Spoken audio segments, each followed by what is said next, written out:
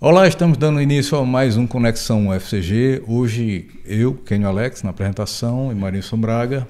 Estamos aqui como convidado o professor Marciano Monteiro, do Centro de Desenvolvimento Sustentável do Semiárido, do CDSA, Campo Sumé, autor do livro A Política como Negócio de Família, que é fruto da tese dele, defendida em 2016. Bem-vindo, professor. E para começar, como é que podemos definir o conceito de oligarquia no contexto político? Obrigado, Kenio. Obrigado, Marinilson, por esse espaço. A oligarquia é um conceito-chave da sociologia política, bem como da ciência política.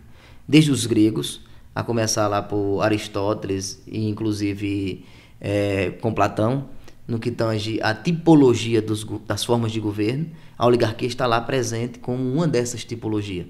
E aí nós poderíamos falar que a oligarquia diz respeito à concentração do poder, nas mãos de poucos indivíduos. E aí nós poderíamos pensar tanto o poder econômico como o poder político, daí pensar em oligarquia econômica, daí poder pensar em oligarquia de base política e também oligarquia de base política familiar, quando poucas famílias se revezam no poder e, por isso, concentra o poder ao mesmo tempo que também impulsiona e distribui, em grande medida, o processo que a gente chama de desigualdades do acesso a determinados cargos. E qual o papel dos laços familiares nesses arranjos de poder? Os laços familiares, eles desempenham um papel, eu diria, preponderante, eu não diria determinante, mas preponderante, principalmente na democracia brasileira. A democracia brasileira, ela tem se constituído com um forte peso dessa variável família. Família e poder político tem sido uma constante, não só lá na República Velha, mas também inclusive na nova República. Essa relação entre poder político e família tem sido uma constante, de tal maneira que os dados do Congresso em Foco nos apresenta que aproximadamente 70% do Senado, dos representantes do Senado, dos senadores, advém de famílias com essa base ou esse lastro familiar. Essa composição atual? Essa composição atual. 69, 65 fica variando. O Senado apresenta muito mais esse perfil político familiar que propriamente o Congresso Nacional. Talvez por ser uma casa, eu diria, em que você tem um perfil, inclusive pela própria formatação do Senado, que é uma casa mais qualificada. Então, muitos dos que vão ser senadores têm passado por essas famílias, sendo deputado estadual, deputado federal, governador, para posteriormente estar na condição de Senado. A Paraíba tem esses exemplos. Na Paraíba nós temos esses exemplos, mas não se restringe tão somente à Paraíba. Se nós olharmos para o estado de Pernambuco também, nós vamos ver isso muito claramente. Se nós olharmos para o estado vizinho do Rio Grande do Norte, nós veremos isso. Mas nós também nos distanciarmos um pouco, olharmos para a região norte, por exemplo, o estado do Pará, isso também vai estar muito claro, por exemplo, com a família Barbalho. Exato. Em cada estado meio que tem sempre aquelas famílias que se revezam no poder, estão lá desde... Exato. séculos. Tem essas famílias que nós denominamos as famílias tradicionais do poder. Algumas delas remontam ao período colonial, outras ao período imperial e outros ao período ali da nascente República Velha. Há essa chave de compreensão do mundo político, nos permite exatamente entender como esse poder ele foi se constituindo no decorrer do processo, e ao mesmo tempo ele foi, eu diria, inclusive, se ampliando na nova República. Só para concluir, esse poder, ele antigamente era mais atrelado à posse da terra, certo? Como se justifica que, mesmo com todas as transformações econômicas, sociais, ainda se permaneça com tanta força essa concentração de poder em certas famílias? Excelente pergunta, Kenio. As famílias tradicionais, dificilmente elas permaneceram tão somente com o processo de modernização conservadora no Brasil, com o controle da terra. Tão somente com o controle. Para além deste controle da terra, elas passaram também a atuar em diversos outros setores, né? Um setor importante, por exemplo, o setor da construção civil. É um setor que esses grupos também têm uma atuação muito forte. O setor que envolve grandes empresas, por exemplo. O setor que eles passaram também a atuar de forma extremamente estratégica no que tange ao processo de modernização conservadora, ao processo de redemocratização, que é o controle, por exemplo, de partidos. Então, os partidos no Brasil, por exemplo, eles não têm uma democracia interna. Nós falamos sempre de democracia. Né? Democracia é um termo hoje, inclusive, que merece ser muito refletido. Porque está sempre em voga. A pessoa não precisa de democracia, democracia, democracia. Assim como a palavra participação, a palavra sustentabilidade. Essas palavras, elas entraram no senso comum. E muitas das vezes não há uma reflexão eu diria, muito mais crítica sobre esses termos. Né? De tal maneira que essas tradicionais famílias estão falando sempre de democracia, mas quando você olha para os partidos, por exemplo, geralmente quem controla ou é um pai, ou é um irmão, ou é um tio. Né? E o cidadão comum, quando ele vai fazer a escolha, né, ele escolhe a partir daquilo que já foi previamente decidido nos partidos. E como esses grupos têm o controle dos partidos, geralmente o elemento familiar vai preponderar. Né? E isso soma-se a outro fator, recentemente, que a meu ver é muito mais preocupante, que é a questão das emendas. Né? Ora, eu sou deputado federal, tenho meu pai como prefeito de uma cidade, e o volume de recursos das emendas eu destino para a cidade em que meu pai é o prefeito. Claramente, poder, capital econômico e capital político vai potencializar. E isto permite, por exemplo, que na próxima eu possa lançar não só meu nome a deputado federal, mas também possa lançar minha irmã, minha esposa, para deputada estadual, para prefeito de outra cidade. Então isso vai construindo um poder que vai se instaurando acerca de um território, e aí a questão da terra central. Né? Ou seja, não é o mau controle só de fazendas, mas é o controle do orçamento público local, somado ao controle dos empregos.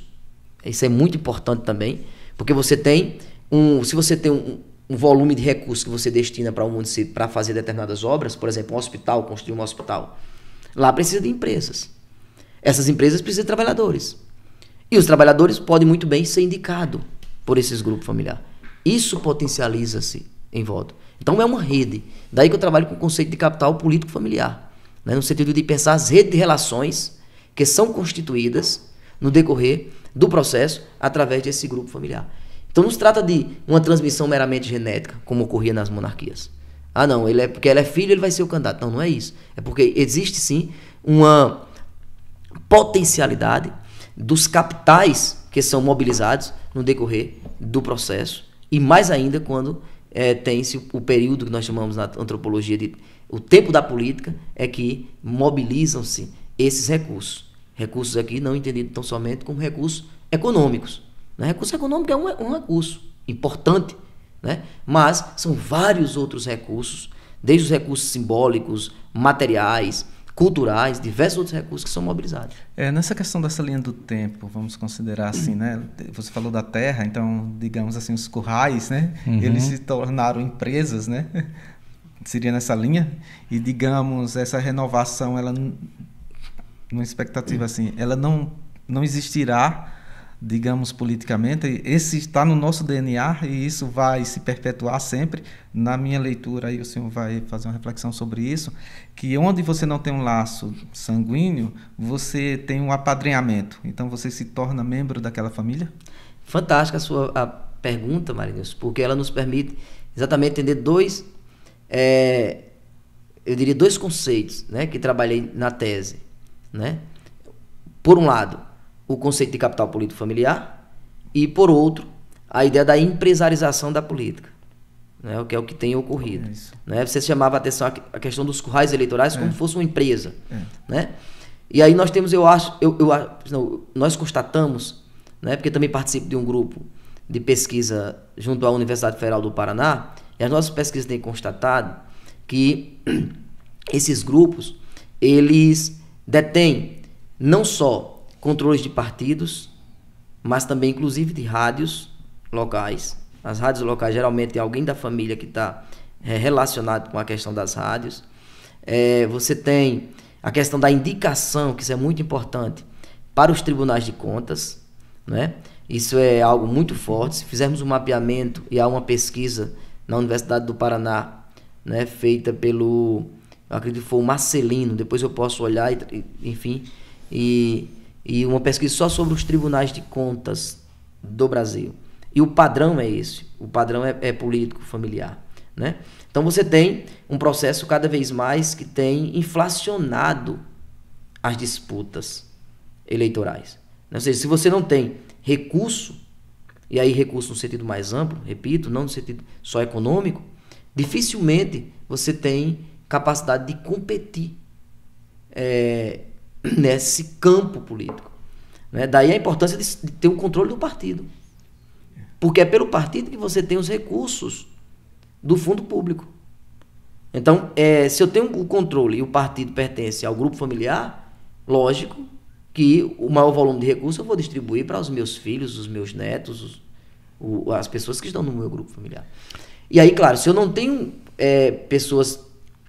tantas pessoas do meu grupo familiar, eu consigo trazer através de alianças, e uma dessas alianças que nós estudamos é a questão de uma sociologia do parentesco para pensar as relações de casamento, né? Muitas das vezes você pertence a uma família X, mas você estabelece o casamento com outra família política no intuito de fortalecer e controlar a região, o território, né?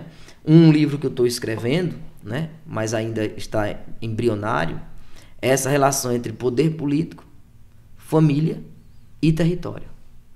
Eu quero exatamente tentar pensar um pouco essa geografia eleitoral. Esse tripé, né? Esse tripé. Como é que aí entra muito bem as questões que vocês colocam, né? Porque não se trata tão somente de um controle sobre a terra, né? Porque na década de 30, né, há um estudo famoso, né, do Nunes Leal, Coronelismo e Chá de Voto, né?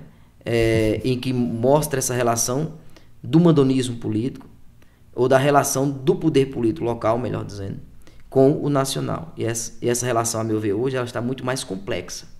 Eu não posso pensar pela chave tão somente do coronelismo, né? Porque não se trata de controlar, por exemplo, a água e distribuir essa água. Isso era muito comum lá na década de 30, 40, né? De você ter um controle da terra e da água. Então você distribuía a água para as pessoas através... As pessoas iam com jegues, jumentos, enfim, né? Pegar com aquelas ancoretas que chamavam, pegar a água na fazenda do coronel. Hoje não, a água está democratizada. Em grande medida a água, se pensarmos no Nordeste brasileiro, com as políticas públicas que foram desenvolvidas, a água está democratizada. E por que ainda, mesmo assim, não obstante isso, as famílias ainda continuam atuando fortemente nos territórios? Porque tem outras formas de dominação para além dessa. É isso que eu ia perguntar, professor. Dentro desse estudo, o senhor fez, digamos, um mapeamento, uma linha com relação à ideologia, à ideologia partidária, já que o controle estaria no partido, ou a ideologia seria aquela onde eu vou poder me manter, para me manter no poder, porque, digamos, nesse tripé, teria também nessa relação trifásica, direita, esquerda e centrão. É essa a engenharia política também do domínio? Excelente essa pergunta, porque esse padrão poder político e família, ele se encontra em todos esses três que você mencionou, tanto na direita, como no centro, como à esquerda. Mas eu acho que os grupos estão flutuando, né? Perfeito, mas há uma preponderância. Por exemplo, essa terminologia que você usou agora, que o jornalista utiliza muito, que é algo que se constituiu ali no final da década de 80, né? Aliás, no início da década de 80, que vai se aprofundar muito mais na década de 90 e agora, que é o Centrão, controle do Centrão. O Centrão hoje controla a agenda do Congresso, né? Quando nós olhamos para o Centrão, o que são os partidos do Centrão?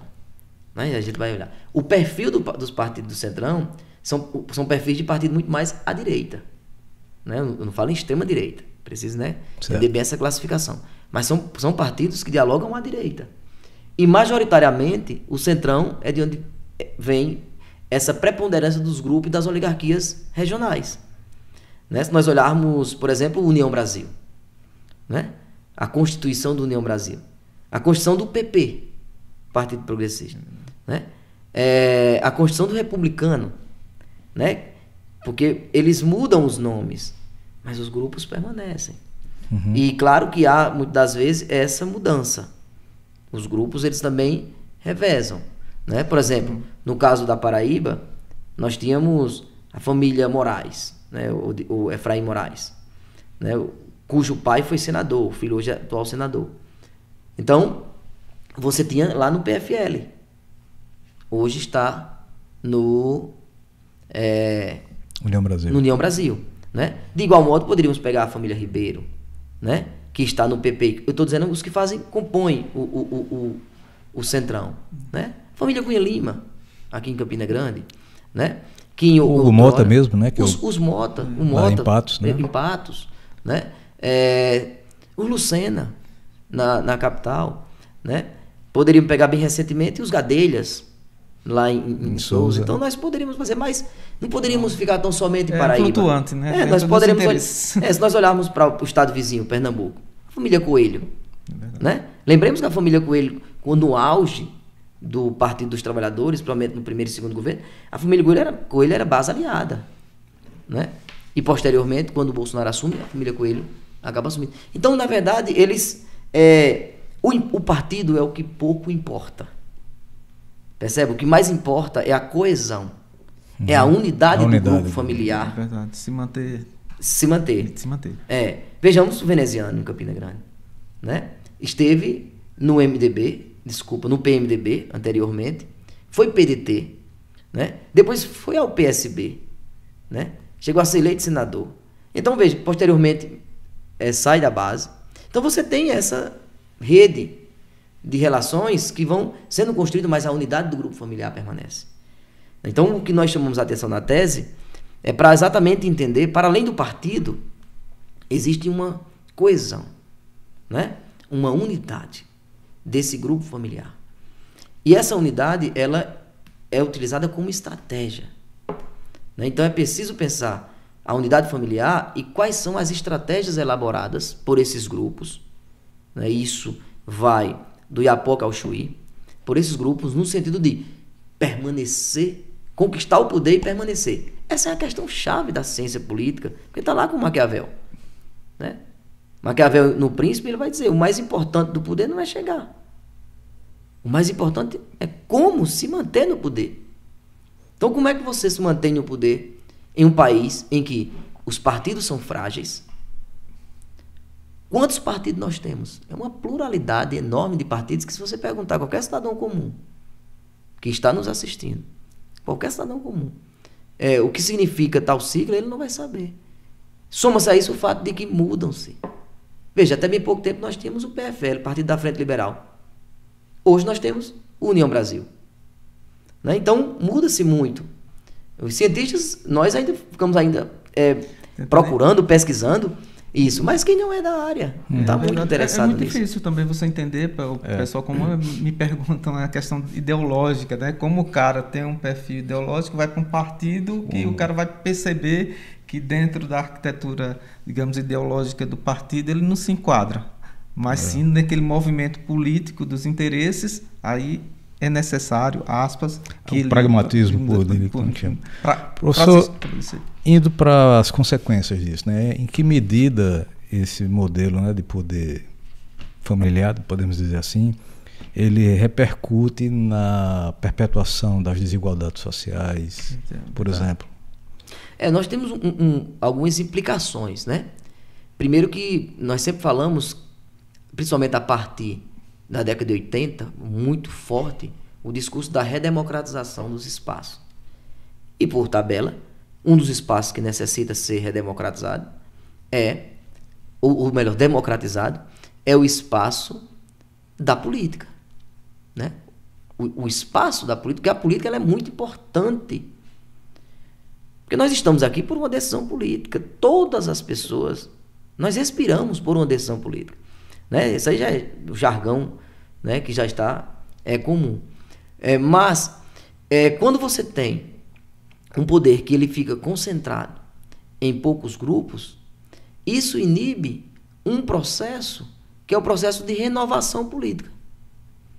Então você, ao invés de nós termos um processo de oxigenação da política, com pessoas de origens diferentes podendo participar, e não só participar, representar, essas pessoas muitas vezes são inibidas de participar. Por quê?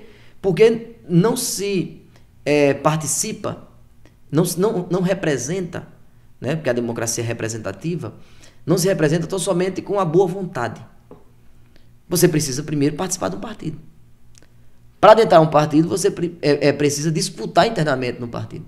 Se os partidos não têm democracia interna, são oligarquizados internamente, logo, dificilmente ocorrerá uma renovação via os partidos. Então, veja, isso impede uma democratização no acesso já. Ou um acesso que pudesse ser competitivo de forma mais equânime, mais igualitária. Então, você não tem uma competição igualitária. Você tem uma competição realmente desigual, né? Não obstante, o direito a afirmar, né, o direito eleitoral, que as eleições devem ser livres, justas e equilibradas. Claro que do ponto do direito é isso mesmo, porque o direito trabalha com o dever ser da coisa. Do ponto de vista da sociologia e da ciência política, em nenhum momento desse país as eleições são livres, justas e equilibradas. As eleições se realizam a partir de processos de disputas completamente desiguais, né? O próprio Instituto da Reeleição permite isso. Ora, eu vou disputar com alguém que está no poder e esta pessoa que está no poder, ela já tem todo o aparato do Estado, que ninguém é ingênuo, que é mobilizado. Então isso já faz com que a própria disputa seja desigual. Tanto, né, que a taxa de reeleição é altíssima, né? Perfeito. Raros são os casos de pessoas que estão no poder não serem reeleitas, né? A última eleição para prefeito, 96%, se não me falha a memória, na Paraíba, a taxa de reeleição. Quando soma isso com um instituto recente, que é o Instituto das Emendas Parlamentares, olha o volume de recursos que um deputado mobiliza para colocar lá na base dele, o prefeito que está lá na base. Imaginemos o que é você mobilizar para uma cidadezinha que tem 10 mil habitantes, você injetar ali naquela cidade 10 milhões de reais. O impacto é muito grande, o estrago é muito grande. Qual seria a solução, professor? Veja, a solução, a meu ver, ela perpassa por uma reforma política que permitisse que modificasse esses elementos, porque veja que isso tem a ver com o desenho institucional. Isso tem a ver com um elemento, com o desenho institucional. Porém, isso se esbarra, porque a reforma política, para poder passar, você precisa fazê-la com aqueles que estão no Congresso Nacional, né? Então, perceba, como fazer isso? É a pressão popular, né? Mas para isso você precisa ter um trabalho de base, de formação política na base, para demonstrar que a forma como está constituída as regras, elas privilegiam determinados grupos em detrimento de outros. Então, as regras elas estão sendo montadas, então o próprio direito ele acaba sendo o indutor desse processo, porque as regras estão sendo montadas para isso, né? Veja que o ministro Flávio Dino recentemente questionou muito a questão das emendas parlamentares. Uhum. Por quê? Porque as emendas nós não sabemos como elas estão sendo distribuídas. E um dos princípios basilares da democracia é o quê? Transparência. Então, os atos precisam ser transparentes.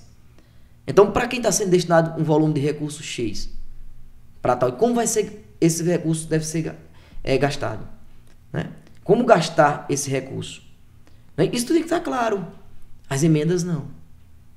Como é possível construir uma democracia forte quando você tinha um instrumento chamado orçamento secreto? Estranho, né? Percebe? Isso no setor público. Porque orçamento secreto no setor privado, não há problema. Porque tem que ser secreto mesmo que é privado. Só que o setor público, a ideia de público tem a ver com transparência. Tem a ver com os atos discricionários, tem que ser todos transparentes. Tem que estar claro. Isso não ocorre não ocorreu com orçamento secreto e nem está ocorrendo com as chamadas emendas PIX, né? Muito embora os ministros tenham pressionado o Congresso no sentido de fechar um acordo para criar regras claras. Então é um pouco nesse sentido, né? Então veja, é o modelo político, a forma como está desenhado politicamente, né? Isto tem induzido a várias distorções no sistema político brasileiro. Eu acho essas reformas menores, aspas, são difíceis. Imagina uma reforma que vai mexer nessa estrutura política.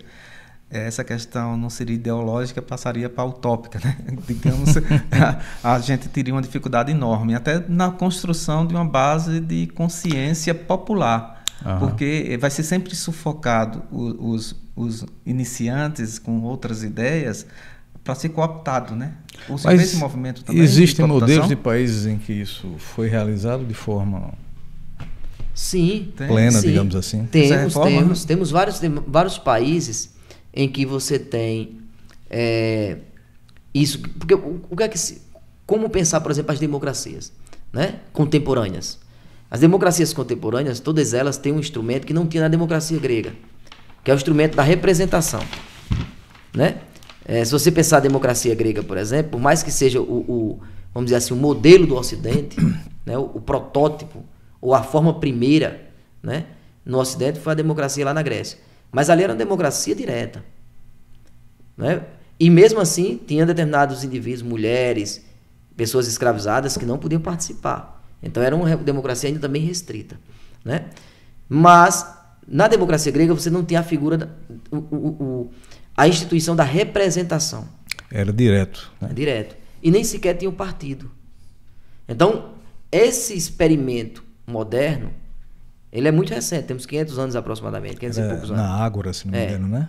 Os gregos nós temos mais, né? Os cidadãos, eles voltavam diretamente. Na Ágora, exatamente. Na Ágora, e a praça pública, né?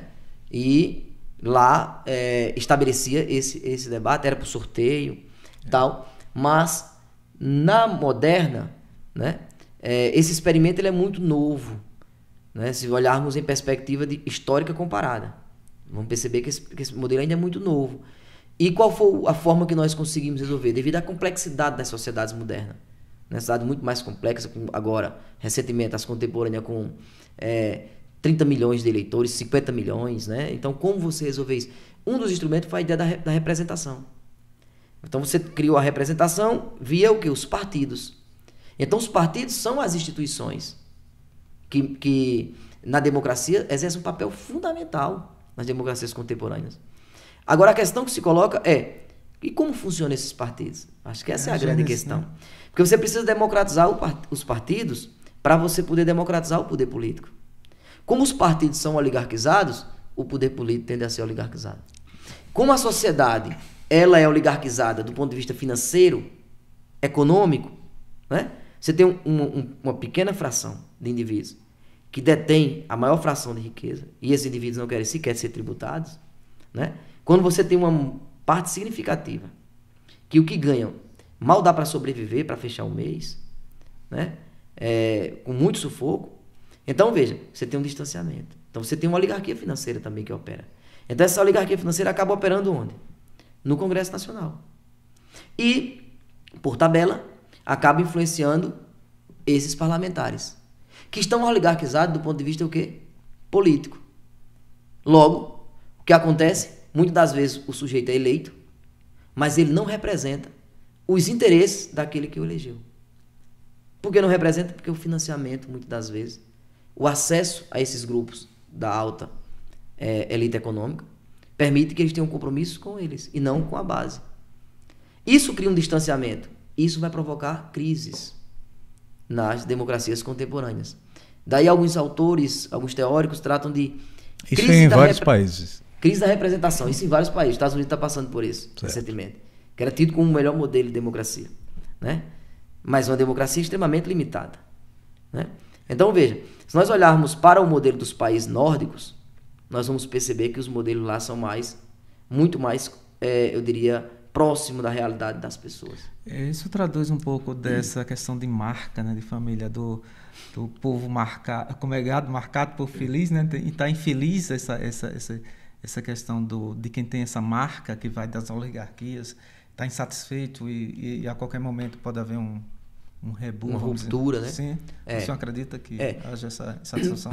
Veja, nós já tivemos alguns momentos recentes na política brasileira exatamente isso, porque você tem uma insatisfação com a representação política. Isso vai com a esquerda, a direita e o centro, né? É muito comum nós ouvir muitas pessoas dizer, rapaz, eu não voto mais em ninguém. Né? E por que esse sentimento? Né? Porque muitas vezes o sujeito não se sente representado. Né? Então você tem uma sociedade que ela é profundamente estruturada, com profundas desigualdades, né? Desigualdades de gênero, que repercute, inclusive, no campo político. Né? Quantas mulheres foram eleitas para o Congresso Nacional? Né? Quando você olha a representação das mulheres, ainda é muito baixa.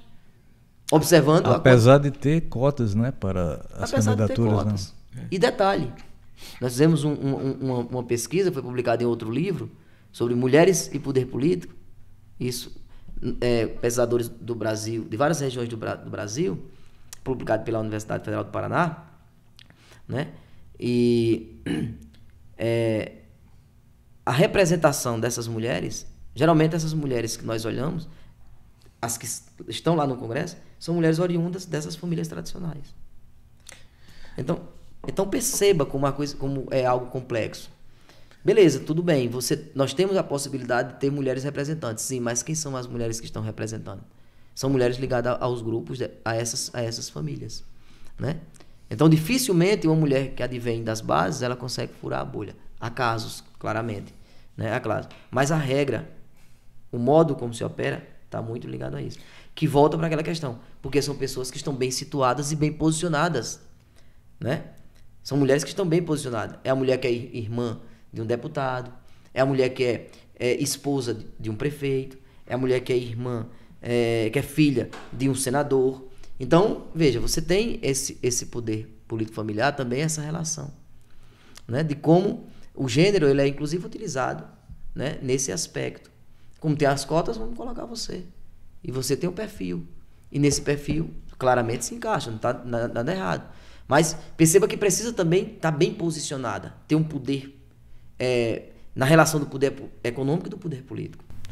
Para a gente fechar um pouquinho, já voltando ao livro, professor, dessa questão dessas estratégias que o senhor falou para manutenção no poder, digamos que esses nomes estão nas ruas, estão sempre marcados nas linhas, digamos, dos aparelhos sociais, dos nomes das ruas, das avenidas, dos viadutos. Isso seria uma forma de marketing, de perpetuar aquele nome e aí sempre voltar a lembrança do eleitor aquela marca, digamos, sem ser pejorativo, que seria o xizinho no poste para marcar seu território? Seria mais ou menos isso ou não? Tem essa linha de marcação? Sim, e você está colocando exatamente no livro, nós fizemos um capítulo sobre lugares de memórias. Né? Isso, sim. É como... Porque as pessoas às vezes pensam que o processo de disputa política ele se dá tão somente a partir dos recursos materiais, né? Só que há recursos que são também, para além de material, são elementos simbólicos, né? E, por exemplo, o fato de você ter nome de ruas, nomes de ginásios, escolas, avenidas, praças, né? Dos pais ou dos avós do político, né? Isso é um elemento importante porque a disputa política também é uma disputa por memória, ou uma disputa acerca das memórias, né? Então, quando você vai para uma disputa política, muitas das vezes os mortos têm mais peso que propriamente que os vivos. Então, se engana quem acredita às vezes que um político tradicional que faleceu, ele está morto. Se engana. Ele está morto do ponto de vista material. Mas do ponto de vista simbólico e das memórias, ele continua vivíssimo. Atuando bem. Vejamos um exemplo típico, né, que merece claramente um estudo aprofundado. Miguel Arraes. Verdade. Miguel Arraes em Recife. Né? Vejamos o fato, lá o trágico, né, acontecimento do campus. Né? Veja, Mas ele continua vivo para os pernambucanos. Não por acaso que concederam ao neto, ao João Campos, né, a eleição para prefeito. Então, veja, a disputa política ela é uma disputa no campo simbólico. É no campo material também, mas é no campo simbólico. Né? O que é que aquele que faleceu representa? Né? Quais foram as ações desenvolvidas por essas pessoas e que marcaram, né? E que repercutem. E que repercute. Eleição após eleição. Eleição após eleição. Né? Porque isso faz parte, porque as pessoas tendem a querer compreender a política tão somente pela questão das instituições. Muitas das vezes. Aí vai olhar a instituição família, a instituição partido, Congresso Nacional, que é importante. Eu não estou negando aqui isso. Né? As instituições é um olhar que nós devemos ter atento, porque elas, inclusive, como eu falei anteriormente, elas desenham o modo do sistema político, de como opera. Mas, para além disso, na disputa política, são mobilizadas as instituições, mas são mobilizadas também esses elementos da memória que estão no campo simbólico.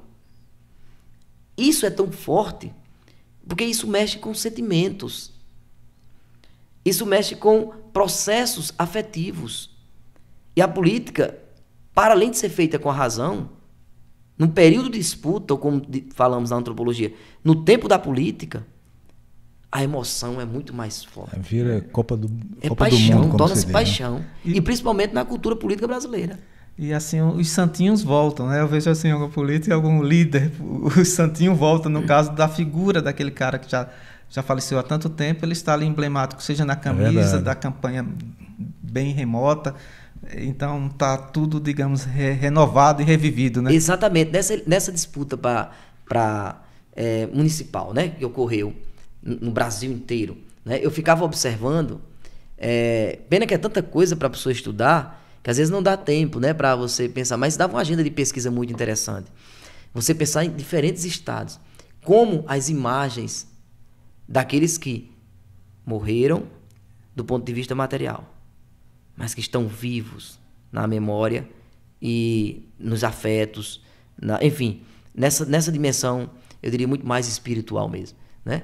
Aqueles que estavam, então o sujeito vai disputar agora, o sujeito é um neto ou um bisneto, mas está lá o avô dele, ou o bisavô. É o santinho, né? Olha a mensagem, Uhum. Vocês que trabalham com a semiótica, né? Dá para entender bem isso, né? Então a referência que você tem, né? O nome, quando o nome já traz, por exemplo, o nome do avô, do bisavô, do pai, do tio. Olha como isso vai sendo mobilizado. É uma chancela, né? É uma chancela, né? Por quê? Porque se alguém fez, se o meu avô, o meu bisavô fez muito por uma determinada cidade ou um município, né? No momento em que eu me lanço, enquanto neto, comigo não vem só o que eu fiz, né? Sou neto, tenho 20 e poucos anos, então não vai vir só isso comigo, mas vem também toda a simbologia de quem foi meu avô, né? Toda essa dimensão que está por trás e que exerce um peso, porque é diferente eu chegar na casa de alguém, na sua casa, por exemplo, e me apresentar para pedir um voto a você, quando você diz, quem é você? Você não sabe nem a referência, mas se eu digo assim, eu sou neto de tal, que inclusive desempenhou um papel muito grande com seu avô também, com seu pai e tal, olha, as referências já vão, já torna familiar, aproxima. É como se reclamasse aquele patrimônio, né? Quero de volta, né? Exatamente. Né? Então há um patrimônio simbólico aí. Né? Há uma Professor, dimensão simbólica. Em que medida uma educação política, né, minimizaria esse peso, né, das oligarquias, né, do poder familiar, e de qual órgão seria o indicado para tomar essas iniciativas e propagar essa... O que eu vejo assim, mais problemático nisso é a concentração do poder. Né? A concentração de poder político familiar, ou a concentração do poder político em poucos grupos. O que impede claramente é a oxigenação, né? A renovação. E aí quando nós temos renovação, nós temos uma renovação que eu denomino, inclusive no artigo que foi publicado recentemente, numa revista em Santa Catarina, que é renovação política geracional. O que é uma renovação política geracional? É uma mudança na permanência. Você muda para permanecer. O grupo ele permanece. Você mudou o nome, mas o grupo ele permaneceu. Então, os cientistas políticos, alguns tratam como ocorreu uma renovação. Não é tipo, eu sou deputado federal, aí depois eu venho para prefeito e meu irmão vai para deputado federal. Então, isso é uma renovação. O cientista político trabalha. Eu digo, sim, é renovação, mas ela é uma renovação política geracional. Percebe? Ela ocorre na geração. Meu pai é deputado, ele voltou para ser prefeito e eu fui agora ser deputado. Renovou, mudou tudo para permanecer como está. Né? Mudança na permanência. Então, eu problematizei um pouco isso e construímos um texto bem interessante do ponto de vista da sociologia política para pensar essas lógicas, que ocorrem no Brasil inteiro. Né? Então, nesse aspecto, eu acho que o problema mais grave é essa questão mesmo da concentração do poder e da não democratização dos espaços de disputa que é o partido. Então, faz necessário, né, criar mecanismos que permita que o partido possa ter suas democracias internas. E aí você disputar. Não há problema disputar com alguém que é da família tradicional. Não há problema. Mas desde que a forma de competir seja mais equânime. Inclusive, isso é um dos argumentos, né, que se usa, que é assim, que vota quem quer.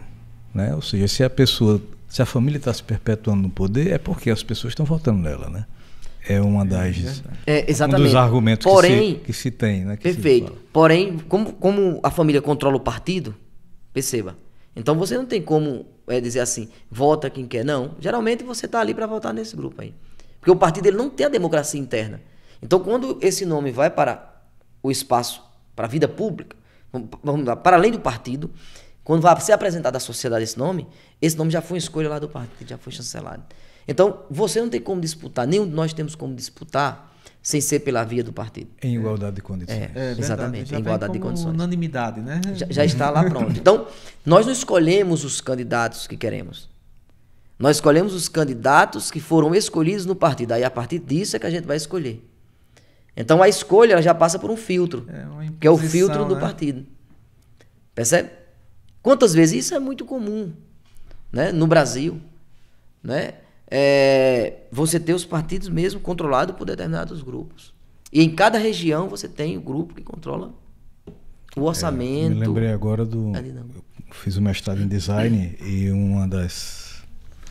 dos ditados que tem lá, né? De que quando o Ford foi criar o Ford Bigode lá, né? O Ford T, que era o carro principal lá da linha de montagem, aí ele disse... qual vai ser a cor do carro? Não, vocês podem escolher qualquer cor que seja, desde que seja preto. Tá decidido. Né? Ou seja, desse jeito, é quase isso aí. É um pouco isso. Seja bem democrático. Você tem várias cores, agora escolha o preto. Deixa ser o preto. É verdade. É um pouco nessa dinâmica. Então, a priori a gente já sabe mais ou menos como isso vai. Não por acaso, a tese foi escrita em 2016, portanto, no próximo ano, né? Chegaremos a uma década e o fenômeno não diminuiu. Vem lá de trás. O fenômeno, muito. ao contrário, se ampliou. Né? O fenômeno do poder político familiar, né? A relação entre representação e poder político familiar, ele se ampliou. Pois é, então encerramos por aqui. A conversa merece mais tempo. Obrigado, professor, pela participação, né? Foi uma participação muito explicativa, né? Elucidativa. É verdade. Né? E política encanta, né? Na verdade também que a gente vive, independente de votar ou não votar, de participar ou não, a gente sofre as grandes consequências. Né? Exatamente. E porque a política ela faz parte de todas as ações nossas cotidianas. É humano, né? É do humano. Né? Embora desumana muitas vezes. Exatamente, por conta das concentrações de poder, da distribuição desigual do econômico, né? Como nós temos uma sociedade que é profundamente desigual, né? A sociedade brasileira, então isso vai repercutindo nas outras esferas. Né? Se a sociedade é desigual, o acesso à escola vai ser desigual, o acesso ao partido está desigual, o acesso ao parlamento está desigual. Então, veja, como é que você constrói mecanismo para fazer com que isso possa ser mais igualitária. Né? Seriam remendas impositivas, né? Na questão política, nada se renova. São remendas, né? E muitas vezes impositivas, né? E a história continua. Exatamente. E a saída, eu costumo dizer, é sempre pela política. Porque sem a política, o que nós temos é a guerra. Né? Então, a saída, ela vai pela política. Né? A política, ela possibilita dialogar, né? E fazer com que nós possamos dizer, poxa, aqui como você tem demais, você pode perder um pouco para aqui ganhar.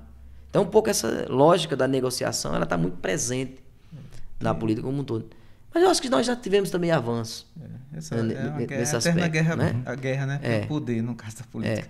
E aí a gente poderia fazer, por exemplo, em outro momento, só sobre a questão do perfil da elite brasileira, da classe dominante brasileira, que eu acho que é outra coisa, que é outro tema interessante para pensar essas questões. Já está de antemão convidado para uma próxima conversa aqui, para a gente estender mais a conversa, né? Tá bem. Tá bom? Obrigado, Kenny, obrigado. Encerramos aqui mais um episódio do Conexão UFCG. A gente aguarda você no próximo episódio. Até lá. Encerramos aqui mais um episódio do Conexão UFCG. A gente aguarda você no próximo episódio. Até lá.